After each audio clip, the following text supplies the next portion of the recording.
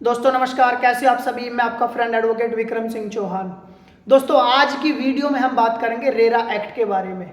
जैसे आपने सुना होगा कि जितने भी इंडिया के अंदर बैंक है उन सबको रेगुलेट करने के लिए आरबीआई है, रिजर्व बैंक ऑफ इंडिया है। जितनी भी इंश्योरेंस कंपनियां उनको रेगुलेट करने की आईआरडीआई है, insurance regulatory and development authority of India है। ऐसे ही इंडिया के अंदर जो बिल्डर है, जो प्रॉपर्टी बेचता है, अपना कंस्ट्रक्शन का काम करता है, तो प्रॉपर्टी को रेगुलेट करने के लिए इंडिया के अंदर सन 2016 के अंदर एक एक्ट आया जिसको हम बोलते हैं रेरा एक्ट। रेरा एक्ट होता है real estate regulation and development act 2016। इससे पहले क्या होता था, बिल्डर मनमानी करते थे, लोगों का पैसा खा के भाग जाते थे, उनको परेशान करते थे, टाइमली पोजीशन नहीं देते थे, जो उन्होंने कमिटमेंट किया उस टाइप की क्वालिटी नहीं देते थे। तो जो एक कस्टमर होता था, एक क्लाइंट होता था, उसको बहुत परेशान होना पड़ता था। और इन सब चीज़ों का सॉल्यूशन जो लेके आया है, ये एक बहुत ही ज़बरदस्त कानून है, हर आदमी को इसके बारे में जानना चाहिए। और इस एक्ट का नाम है दोस्तों रेरा एक्ट सन 2016। तो ये क्यों बनाया गया है? रियल एस्टेट के अंदर ट्रांसपेरेंसी लाने के लिए, जो बिल्डर पोजेशन के लिए डिले करता है उसको रोकने के लिए, अकाउंटेबिलिटी, पैसे का प्रॉपर कितना लिया है, कितना दिया, वो सारी चीज़ें होनी चाहिए। और हर स्टेट के अंदर इसकी एक अथॉरिटी बनाई गई है। जैसे हरियाणा के अंदर हरेरा है, Haryana real estate regulatory and अपना डेवलपमेंट अथॉरिटी हो गया। ऐसे महाराष्ट्र में अलग है, दिल्ली में अलग है। तो हर स्टेट के अंदर एक रियल एस्टेट का प्रॉपर एक ऑफिस बनाया गया है। ये क्या करता है, मैंने आपको बताया कि जो बिल्डर होता है, फ्लैट हो है आपका, कोई प्रॉपर्टी है, कोई प्लॉट है, उससे रिलेटेड तो किसको रजिस्ट्रेशन कराना जरूरी है। कोई भी बिल्डर जिसका कोई नया प्रोजेक्ट लेकर आ रहा है और मिनिमम उसका 500 स्क्वायर मीटर से ज़्यादा एरिया है, तो उसको रेरा के अंदर रजिस्टर कराना जरूरी है। या अगर वो मिनिमम 8 फ्लैट्स कंस्ट्रक्शन कर रहा है तो भी उसका रेरा का लाइसेंस लेना जरूरी है। यानी जो भी बिल्डर कोई अपना प्रोजेक्ट लेकर आ रहा है और जिसका जो एरिया है वो 500 स्क्वायर मीटर से ज़्यादा है, तो उसको रेरा से अप्रूवल लेना जरूरी है। या उसका एरिया अगर छोटा भी हो और वो मिनिमम 8 फ्लैट वहाँ पे बना रहा है तो भी उसके लिए रेरा का अप्रूवल लेना जरूरी है। इसमें बायर को क्या क्या प्रोटेक्शन मिलती है, यानी ये जो बायर है, जो क्रेता है, जो प्रॉपर्टी खरीदता है, क्योंकि आदमी यहाँ पे जिंदगी भर की पूंजी लगाता है, तो उसके कौन से राइट्स को प्रोटेक्ट करता है। सबसे पहले टाइमली पोजेशन। पहले बिल्डर टाइम दे देते थे जी 3 साल में, 5 साल में हम आपको आपका प्रोजेक्ट रेडी करके दे देंगे, आपको हम पोजेशन दे देंगे।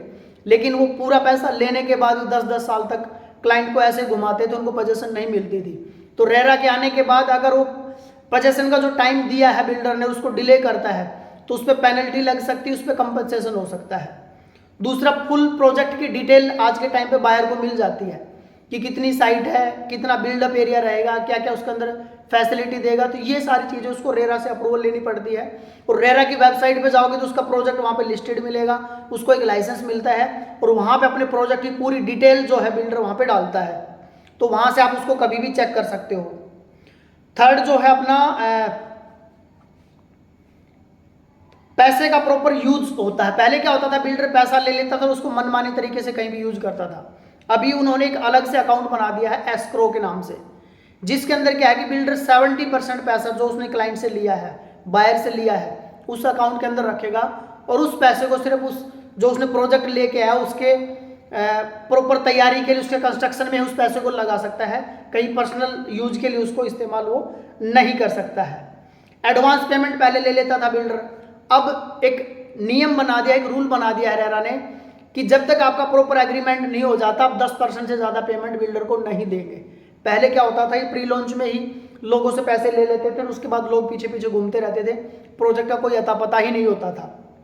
उसके बाद डिफॉल्ट अगर करता है पोजेशन का, तो मैंने आपको बताया था कि उसमें उनके ऊपर कंपनसेशन या पेनल्टी भी उनके ऊपर हो सकती है।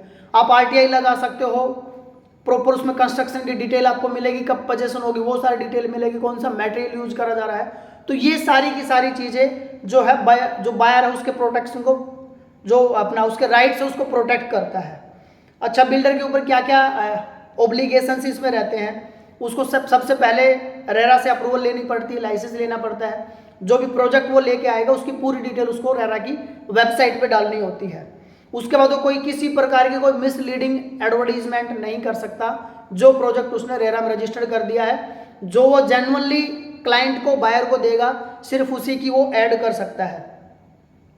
जो भी वो एग्रीमेंट टू सेल बना रहा है वो पहले उसको रेरा से अप्रूवल लेना पड़ेगा, और रेरा एक उसको प्रॉपर एक फॉर्मेट बना के देता है, उसी फॉर्मेट में ही वो एग्रीमेंट जो है बायर के साथ साइन करेगा। और जो कैंसिलेशन की पॉलिसी, इन फ्यूचर भाई किसी कारण से बायर के पास पैसा नहीं हो रहा है, अगर वो अपनी प्रॉपर्टी को कैंसिल कराना चाह रहा है, तो वो उसमें फेयर प्रॉपर जो है उसका एक प्रोसेस होना चाहिए कैंसिलेशन का, और उसको अपना पैसा प्रॉपर तरीके से मिलना चाहिए। बिल्डर पे क्या पेनल्टी हो सकती है, इसमें 3 साल तक की तो सजा रहती है। उसके बाद आपका प्रोजेक्ट कैंसिल हो सकता है, लाइसेंस कैंसिल हो सकता है, और अगर उसमें किसी प्रकार का गलत मटेरियल यूज करा जो कमिटमेंट नहीं किया तो उसमें फाइन भी हो सकता है। तो ये बिल्डर के ऊपर जो है उसकी पेनल्टी ये हो सकती है। कोई भी अगर बायर किसी प्रकार की प्रॉपर्टी खरीदता है तो मैं कुछ सजेशन आपको देना चाहूँगा, आपको उन बातों का ध्यान रखना चाहिए। अगर आप कोई भी प्रॉपर्टी खरीदते हैं तो सबसे पहले आप चेक करें कि वो रेरा में रजिस्टर्ड है या नहीं है। उसके बाद उसका जो सेल ऑफ एग्रीमेंट रहता है, एग्रीमेंट टू सेल रहता है, उसकी टर्म एंड कंडीशन को अच्छे से पूरा पढ़ लीजिए। और रेरा के पोर्टल पे जो बिल्डर है, और क्योंकि पहले भी हो सकता है कुछ प्रोजेक्ट वो लेके आया होगा, तो उसकी डिटेल चेक कर लीजिए कि इसकी पास्ट हिस्ट्री जो है वो क्या रही है। और अगर बिल्डर किसी कारण से डिले करता है तो तुरंत उसको नोटिस भेजिए और रेरा के अंदर जाके उसकी कंप्लेंट कीजिए। उसके बाद फाइल कैसे रेरा के अंदर लगाई जाती है, सबसे पहले आप रेरा की वेबसाइट पे जाइए, उस बिल्डर के और उसके प्रोजेक्ट की पूरी डिटेल को आप वहाँ से चेक कीजिए। उसके बाद आपकी वेबसाइट पे ही एक कंप्लेंट फाइल करने का फॉर्म होता है, वो फॉर्म आप फिल कीजिए। उसमें प्रोजेक्ट की पूरी डिटेल डालिए, अपनी पूरी डिटेल डालिए, आपके पास कोई रिसिप्ट है, आपने कोई बुकिंग अमाउंट दी थी, उसकी सारी चीज़ें जो डिटेल है वो वहाँ पे अपलोड कीजिए। उसके बाद जो रेरा के कोर्ट होते हैं वहाँ पे आपकी सुनवाई होती है, दोनों पक्षों को अच्छे से सुना जाता है और आपको प्रॉपर रेमेडीज प्रोवाइड करी जाती है। अगर बिल्डर ने किसी प्रकार का मिस सेलिंग करी है, पैसे को हड़पने की कोशिश करी है, गलत तरीके से चीज़ों को प्रेजेंट किया है, मिसलीडिंग एडवर्टीजमेंट की है, तो रेरा जो है उसके ऊपर अपना पेनल्टी लगा सकता है, आपको अपना पैसा पूरा वापस मिल जाता है। तो ये एक बहुत ही ज़बरदस्त कानून आया था सन 2016 के अंदर, जो कि रियल एस्टेट रेगुलेटरी अथॉरिटी है, जो रियल एस्टेट को कंट्रोल करती है, जो बिल्डर वगैरह रहती है उसको कंट्रोल करती है, ताकि वो मनमानी तरीके से लोगों का शोषण ना कर सके। दोस्तों नेक्स्ट वीडियो आप किस टॉपिक पे चाह रहे प्लीज़ कमेंट बॉक्स में मेंशन कीजिए, हम उसी टॉपिक पे आप साथियों के लिए वीडियो लेके आएंगे। तब तक आप अपना प्यार और आशीर्वाद ऐसे बनाए रखिए। हम जल्द मिलते हैं एक और नई वीडियो के साथ। तब तक आप सभी साथियों का दिल की गहराई से बहुत बहुत धन्यवाद। जय हिंद, जय भारत, वंदे मातरम। Thank you very much.